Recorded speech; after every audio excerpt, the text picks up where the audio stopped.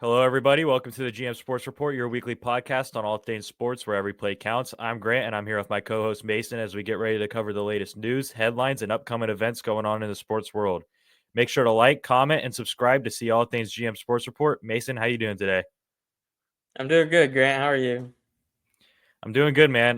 Real quick before we start the show, I just want to give a shout out to everyone who's subscribed over the past few weeks. We've been doing this show. We just hit 100 subscribers at the time of recording this, so pretty big step for us. Only being a month and a half in, and we're already at 100 subscribers. So I just want to thank everyone that's taken the time to subscribe and watch our shows and listen to our what some people think stupid opinions, but we think they're pretty good opinions at times. Yep, So just yep. thank you to everyone who watches. All right. So with that being said, let's just jump straight into our episodes like we do every week with our hot takes of the week. Mason, what is your hot take this week? All right. So I know I'm gonna catch a lot of heat for this, but this is what this segment's for, and I'm gonna stand behind my take. And my take is that the Kansas City Chiefs are one of the worst undefeated teams I've seen in the NFL, and I'll stand on it and I'll defend it with everything. So just one of the few stats that I have for backing up this take is that they have the lowest point differential at plus 58 for any 9-0 team in history. So that's pretty much saying that out of all the teams that were 9-0 in history, they are statistically one of the worst on having all the closest games out of all their wins.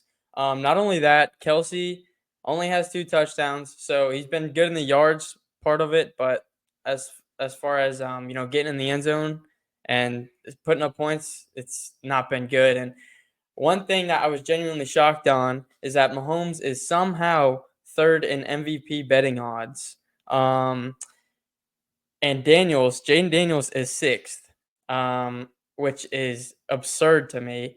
Uh, Mahomes only has 61 more yards and 3 more touchdowns, but has 7 more interceptions than Jaden Daniels. And Hmm. Jaden Daniels has about 101 QBR, like quarterback rating, while Mahomes has 60 something percent. So um, it's, I don't know. I think this team's just fraudulent. And they do remind me a lot of uh, the Miami Hurricanes team, as well as uh, the Pittsburgh Steelers team that went 11-0. I think they're going to get caught. Um, Not to say that they're not going to make it, probably big in the playoffs, but I do think that they're going to have a fall off period, and it's just a matter of when. Because with Bo Nix almost beating you, and they just somehow miraculously got a blocked field goal, which is insane to me. It's just like, wow, just adding it all up. So I mean, yeah, that's my hot take of the week, that the Chiefs are one of the worst teams that is undefeated. I'm so glad you said that. Mainly because on episode 5 of this podcast, which I'm going to get into later, I kind of was starting to sniff that out when they were 4-0, and I said that I don't think they're as good as their record shows, and Hmm. I think everyone's starting to realize that, except Chiefs fans. Like, if we were to post that on TikTok, as we know from the one where I said it, those Chiefs Yep. fans, they think they're the best team in the world, which, they're not. They're undefeated. I won't take that away from them. But like you said, Right. when you look behind the numbers and you start actually digging into the stats, there's some eye-raising things that are being not being talked about, rather, especially with like Travis Right. Kelsey's lack of production and stuff like that. Like, I think that's a Hmm. recipe for disaster if you're going into a playoff run. But I'm glad you For said sure. that. Hmm. My hot take of the week is basketball related. I'm saying that the Bucks need to blow it up if their season keeps going downhill. Now, at the time of recording Hmm. this, they're a very bad team. They're off to a very bad start. I believe it's 2-8 to be exact. Look, the team chemistry looks terrible right now. Um, there looks like no one's getting along. I mean, we all saw that clip of Giannis in the post game saying like, hey man, if you don't want to be here, then leave." We don't know who he was talking to. A lot of people are saying it was media. A lot of people are saying that it was a teammate. No one really knows who he's talking to, but still, the overall vibes in the locker room just seem very weird right now. I don't think Dame wants to be there. I'm not trying to sound biased, but I really think he wanted to come to Miami, and not being there, and now they're not succeeding. I think he doesn't want to be there at all right now. And I think it's in the best interest for for the Bucks to, rebuild if this season keeps going downhill. You got Giannis, who's one of the greatest trade assets if you want to start a rebuild. You know how many picks you can haul in for him? And then you got Dame now, who's probably for a less price than what he was going for the first time around he was getting traded. But you could also trade him for some young guys and assets, Miami Heat. So it'll be interesting to see how it plays out. I don't think they'll blow it up like during the season or anything like that, but I think it's a question to be asked this offseason if they don't make a far playoff run or anything like that. I think it's something to look into. Their team's very old, so might be time for a rebrand here. All right, so those are our hot takes of the week, and now another segment we like to do every week is point out someone that doesn't get talked about as much, and that's our underdog of the week segment. So Mason, who is your underdog this week? So my underdog this week is a guy that's been steadily inclining throughout this season on a team that is, quite frankly, one of the worst teams in the NFL, and that is Chuba Hubbard. He just got paid, pretty well, and he was running all over my New York Giants. So he had 28 carries, 158 yards, and a touchdown. So he was pretty much the backbone of that offense. Bryce Young didn't do too bad, but it's just Giants are a lot worse than I thought they were coming into the season, and Chuba Hubbard just ate up that defense. So yeah, that's my underdog of the week. I like it. My underdog of the week is also a football player. I went with Marquez Valdes-Scantling. I don't know if you saw his game against Atlanta last week. He had 3 receptions, but in those 3 receptions, it was 109 yards and 2 touchdowns, and that ultimately helped them win over Atlanta. So I feel like that's a pretty good underdog of the week. He's obviously stepping in for Chris Olave being injured right now. Obviously, the Saints kind of regressing a lot from how they started out the season. Now, I do know a lot of that's from injury and stuff like that. But, he stepped up big for them against a pretty good Atlanta team and helped them win. So that's my underdog of the week. So he sticking into did. Yeah, for sure. So sticking into the NFL news, we're going to head into our news topics, starting with the NFL. And we're going to start with our game prediction update. This is where every week on TikTok and Instagram at GM Sports Report, make sure you're following that. We post our weekly predictions for every single NFL game, and we keep track of our records. Right now, my record is 102-50, and Mason's record is 97-55. Now, before this week, Mason was only 3 games back from me. We disagreed on 2 games going into this week, and Mason lost both of those games that he picked on. It was the 49ers Buccaneers game and the Rams and Dolphins game. We both disagreed, and I picked Dolphins and they won, and then I picked 49ers and they won. So this week my record was 10-4, and Mason's record was 8-6, giving me another 2 games in the lead. So you got some catching up to do now, but I'm sure it will happen at some point. The Bucs should have won that game, man. Yeah, well, they didn't. Whatever. So, all right. So that's our game prediction update. As I said, make sure you're following Instagram and TikTok at GM Sports Report to see our weekly picks for the NFL.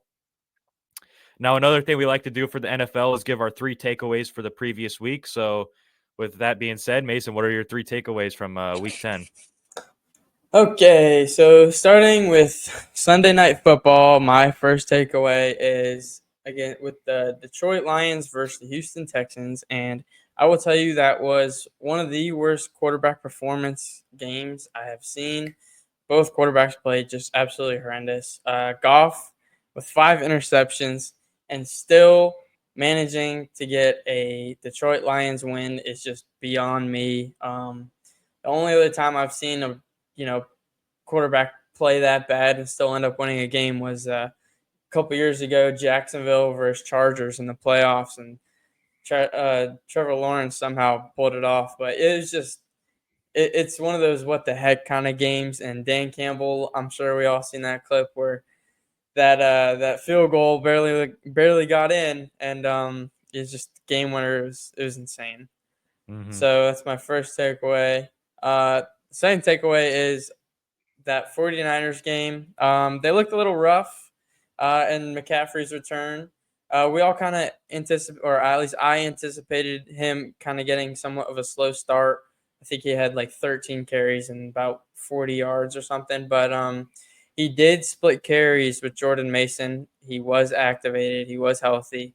So that was good to see that they're kind of doing a dual, carry with them. Mm-hmm. And slick Ricky Pearsall with an electric touchdown for his first touchdown in the season with 47 yards in his first game back to Florida, because he did go to University of Florida Gators. So that was awesome to see that. Yeah. And then Moody, the kicker, went 3 for 6 for field goals, which was pretty rough for them. And he did get a game-winning field goal, which was everyone was kind of nervous seeing him go out there with, I think it was only like 1 second left or something. I don't know. It was something like that, but everyone was a little nervous about that. So yeah, that's my second takeaway is that 49ers game. And then my third takeaway is Mac Jones had a bit of a Mm. rough game in that Vikings Jags game. Yeah. 14 for 22, 111 yards, and 2 interceptions. Now, both of those interceptions were in crunch time with the last 5 minutes of the fourth quarter. So, if he just would have scored one of those, they probably would have been ahead. But it was rough. It was a rough Mm-hmm. week. Yeah, those are three really good takeaways. Off that first takeaway, real quick, you could almost say that CJ Stroud looked average, I believe All would be a good word to right. call it. Maybe even below average. All So it kind of right. looks like my hot take last week might be correct. But anyways, that's Let's see. a different topic. All right, my three takeaways. Starting out with number one, the Steelers are legit contenders. I wasn't a big Mm-hmm. believer of them until a couple weeks ago. I actually didn't want them to start Russell Wilson over Justin Fields, and I am man enough to admit that I was wrong. Russell Wilson's looked great so far with this team. The addition of Mike Williams looked like it paid off, at least in this first game, caught the big touchdown to give them the lead late against Washington, who's been great this year. They beat a legit team there. And yeah, they just look really good. Najee Harris has looked amazing. And there was a lot of questions coming into this year if he'd be like that guy, because he really hasn't been the last couple seasons. Right. And he's looked really good. George Pickens is starting to pick it up. I think Russell Wilson's making it his mission to find George Pickens, which I don't think Justin Fields was doing a lot of, which might be why Justin Fields ultimately got benched. The defense is always going to be good on the Steelers. I mean, they're known for that. So, yeah, I think that they're a legit contending team that can make some noise here coming up in the future.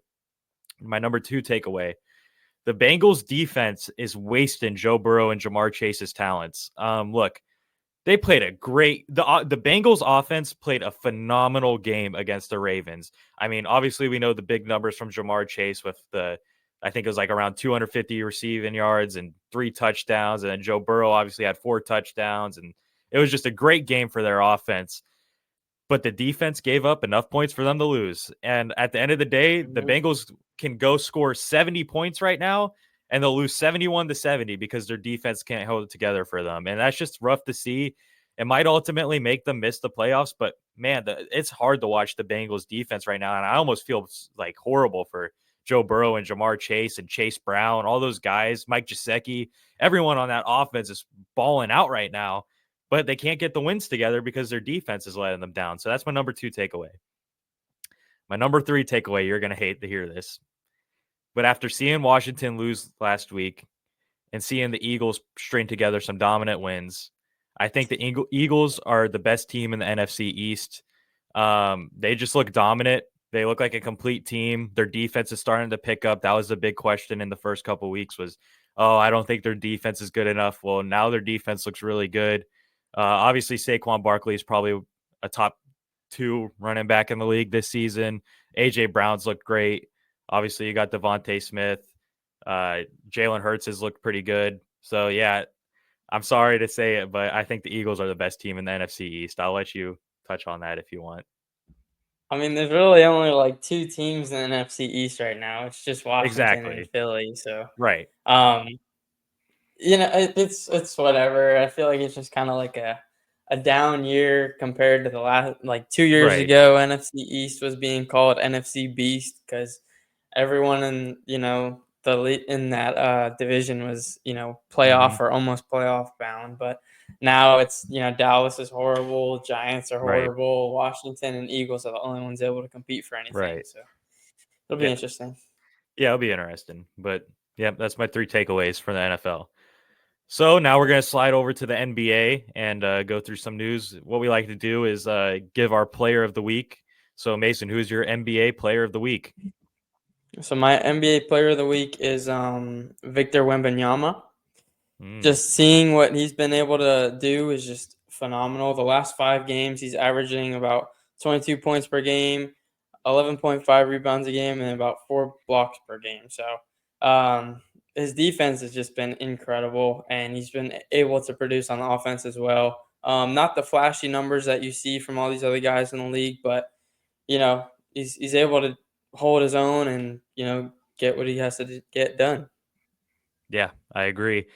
For player of the week, this may be a little excessive, but I picked 3 players. One of them being a big name and 2 players that aren't being talked about enough. So the first one, the Yeah. big dog, Nikola Jokic. I mean, last week he averaged 27 points per game, 14 rebounds, and 13 assists. That's just absurd.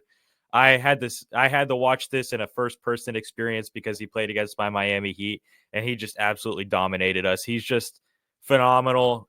Easily the most skilled player in basketball, if you were to ask me. He is that team's offense. And another thing that's not being talked about enough is he's improved his 3-point shooting. He's shooting almost 50% from three this season. Actually, I think he's Mm. shooting a little over 50% from three this season. Sorry.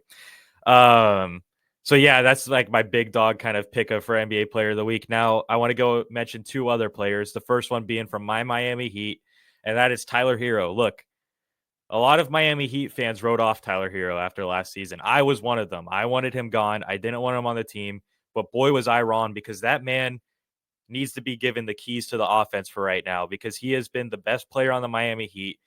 This last week, he averaged 24 points per game, 6 rebounds, 5 assists, and shot 48% from three on about 8 attempts per game. So, like I said, he's been the best player on the Miami Heat. He's looked phenomenal.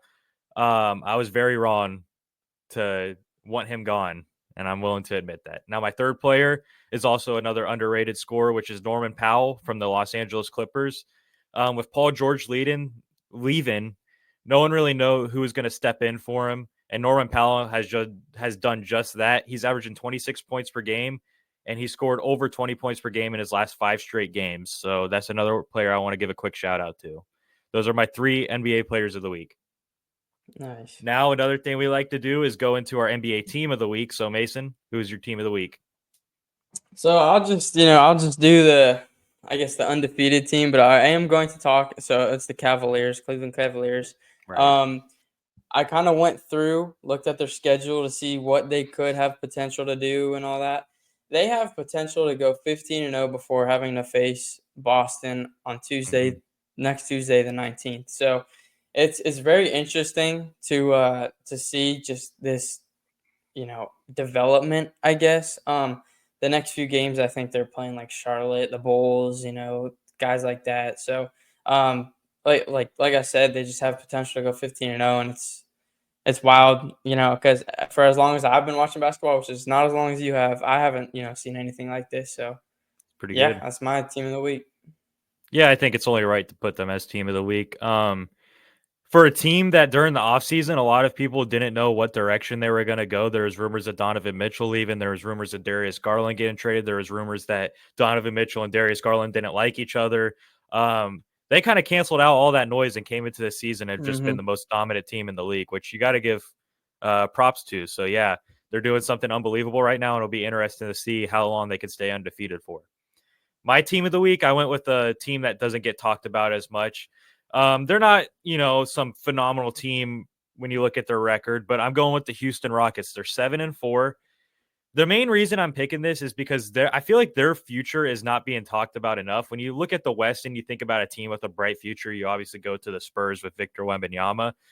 But look, the Houston Rockets have done a great job during their rebuild in years. They got a legit potential superstar in Jalen Green.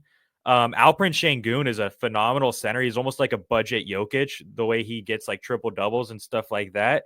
You got Jabari Smith, who is a great pickup. Obviously, he's not reaching his full potential yet, but who's to say he won't? You got Amon Thompson from last year's draft, who looks like a defensive menace and can keep improving his offensive game. And then you got a great veteran in Fred Van Vliet. Sorry, that's a tongue twister.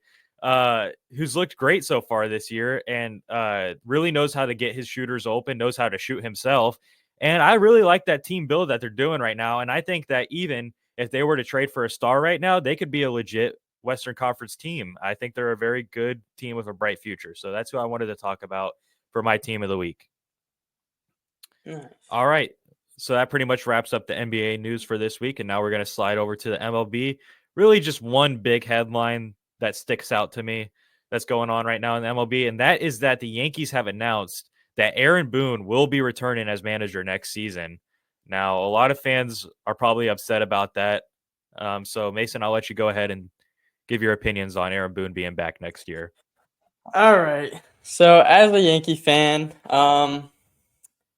it is clear to say that Aaron Boone lost that first game of the World Series for against the Dodgers. And it's pretty clear to see that. Just with off of Nestor Cortez. I don't know how many times I want to say it, but Nestor Cortez being put in without having to pitch in over a month. Um, I think it's whack. Overall, it's whack. Hmm. It's just the amount of he defends his players, but it's so much so that he doesn't hold them accountable for being bad. Because there's been so many times where Gleyber Torres should have been sat down this season, like just because I think he was leading the league in errors, and it's just sit him down every once in a while. It's proven that after he comes back from sitting down, he plays phenomenally, or at least better than what he did. So we'll see. I did see that they announced that Aaron Boone was going to be heading with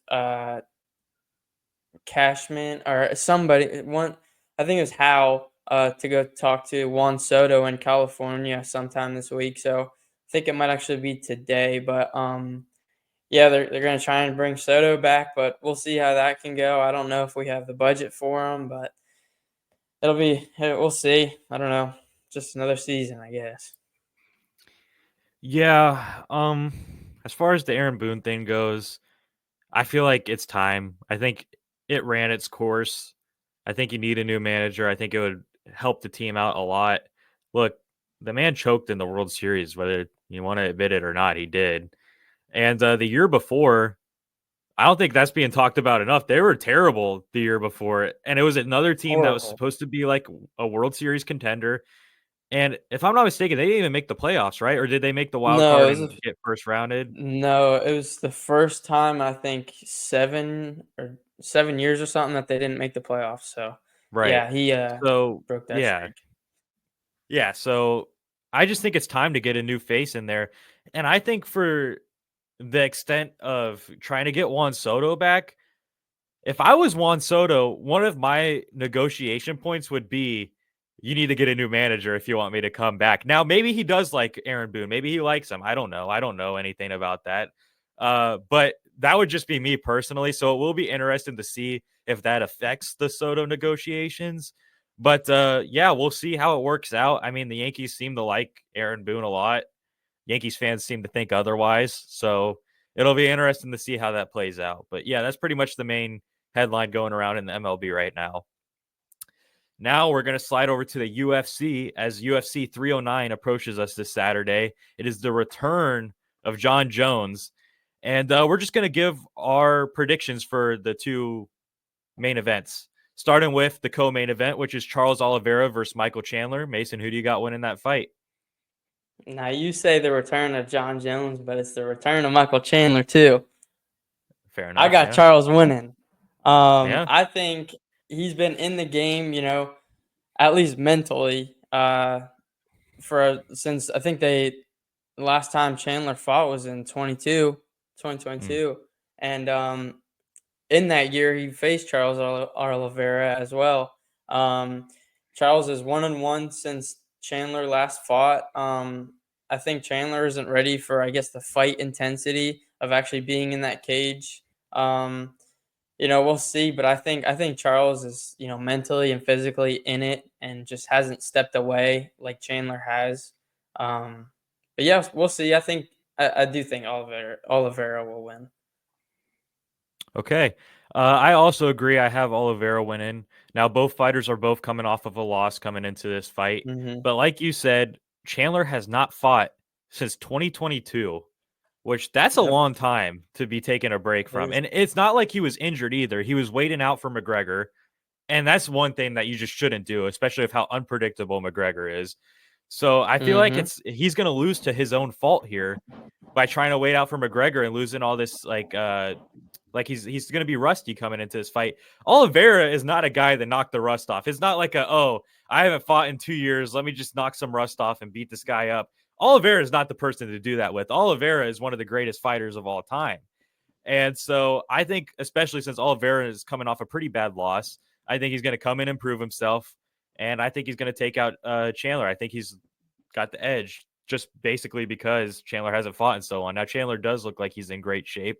Maybe we're all underestimating him here, but I just don't see it We'll going any see. other Yeah. way. Yeah, we'll see. I Yep. just don't have it going any other way. So with that being said, we'll head into the main event, which is John Jones versus Stipe Miocic. I hope I pronounced that correctly. Like shit, so I don't Mason, know. who do you got? You got winning that fight? So, I really, I, I have John Jones winning really for the people, I guess.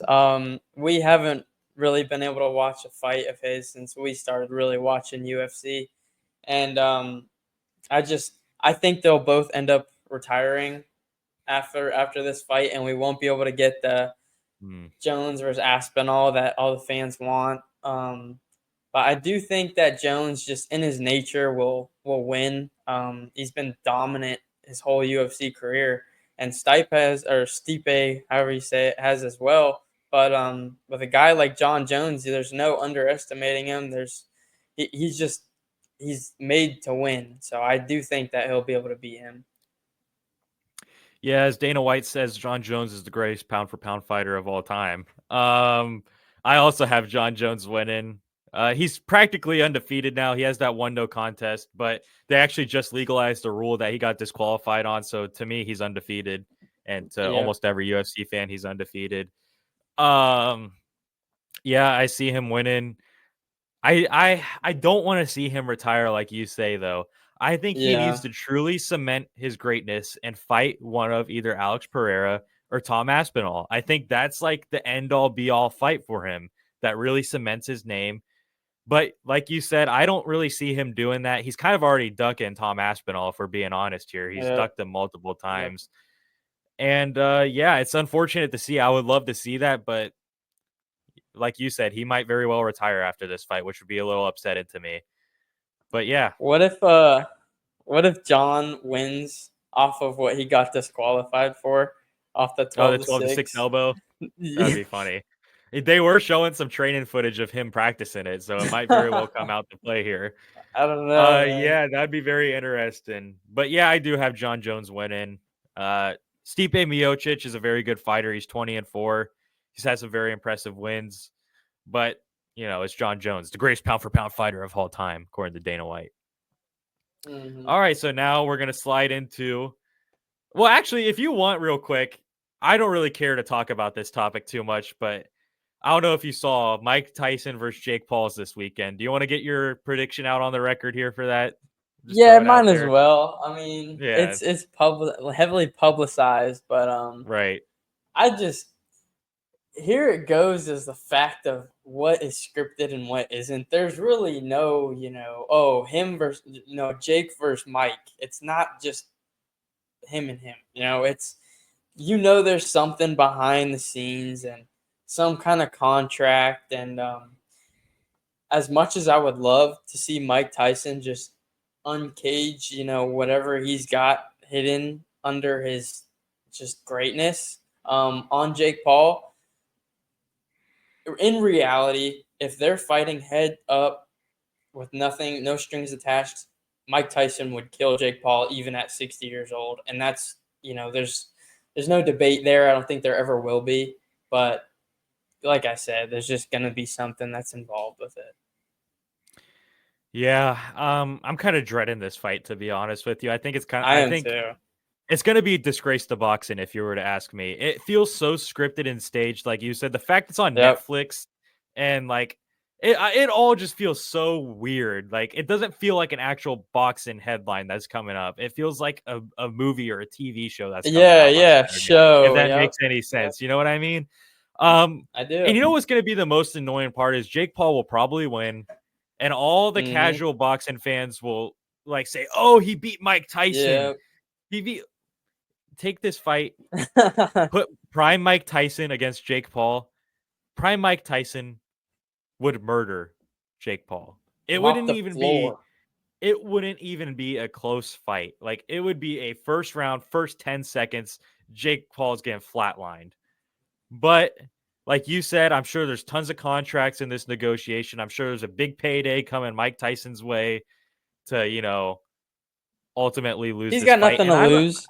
he's got Yeah. nothing to lose, but at the end of the day, Yeah. if I'm Mike Tyson, like, why are you Don't touch doing it. this? You're right. It affects your legacy in a way, to me at least. Yeah. But yeah, it doesn't Yeah. feel like some real boxing event. So that's all I really want to say about that.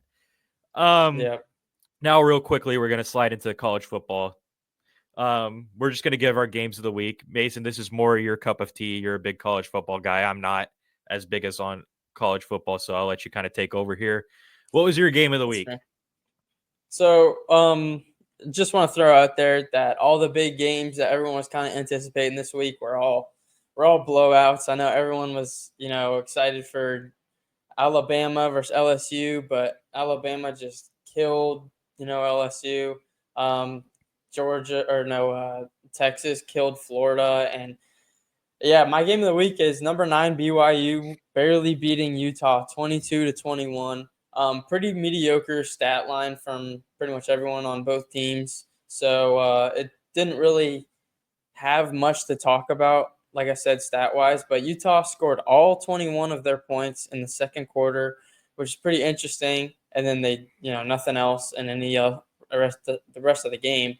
And yeah, it's just not too much to talk about this week. But yeah. Fair enough.